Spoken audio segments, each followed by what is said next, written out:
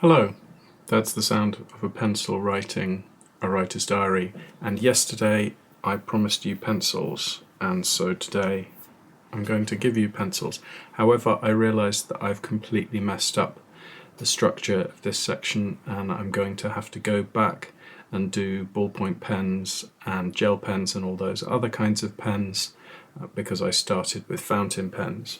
This is one of the things you learn when you're drafting.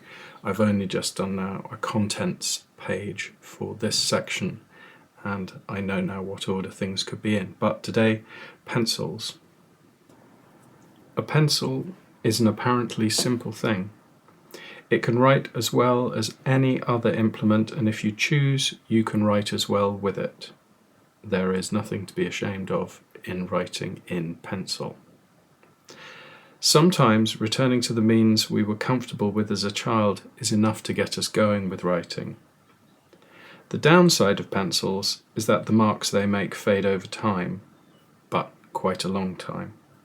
If you're writing quickly, you'll have to sharpen them every page or half page depending on whether you're using HB, 1B or 2B lead and how hard you press. 2H and above are for psychopaths only.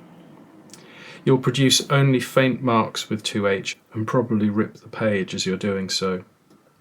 HB pencils, I find, vary in how smoothly they write. Again, as with pens, my favourite pencils have often been those I found on the street or abandoned in a library or classroom.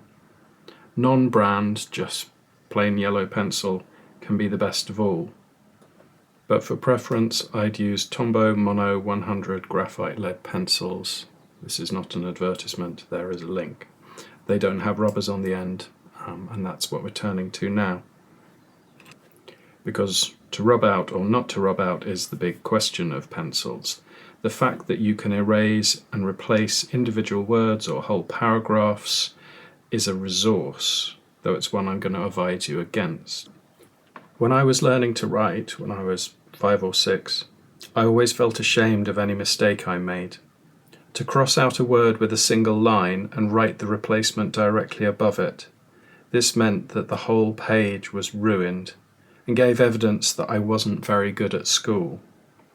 To erase the word with a rubber or to rub out the word with an eraser was almost as bad, although not as easy for a teacher to spot at a distance and point out and humiliate me with.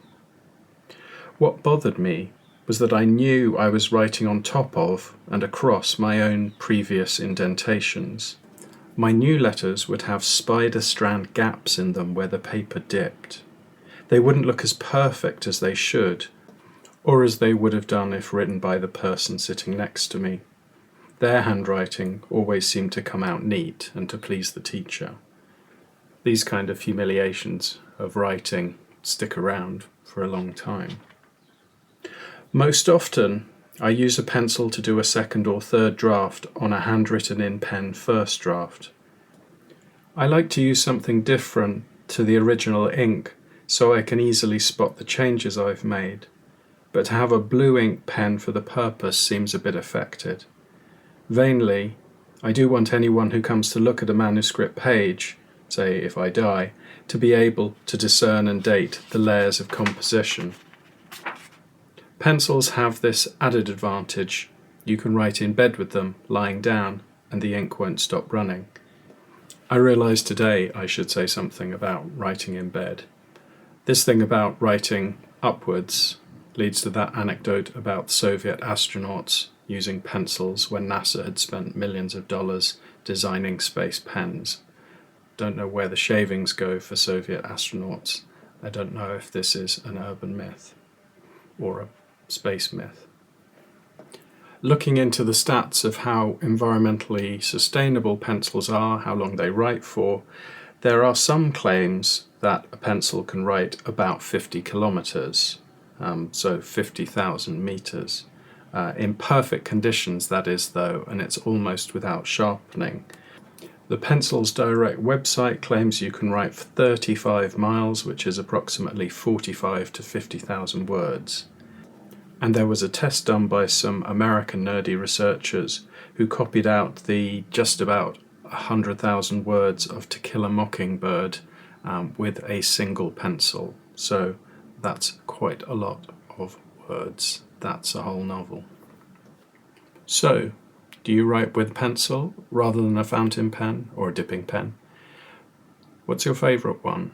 What's it look like? Where'd you get it?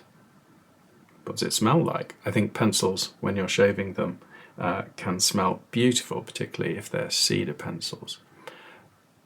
Thank you for listening. Please like, share and subscribe, and hope to see you soon.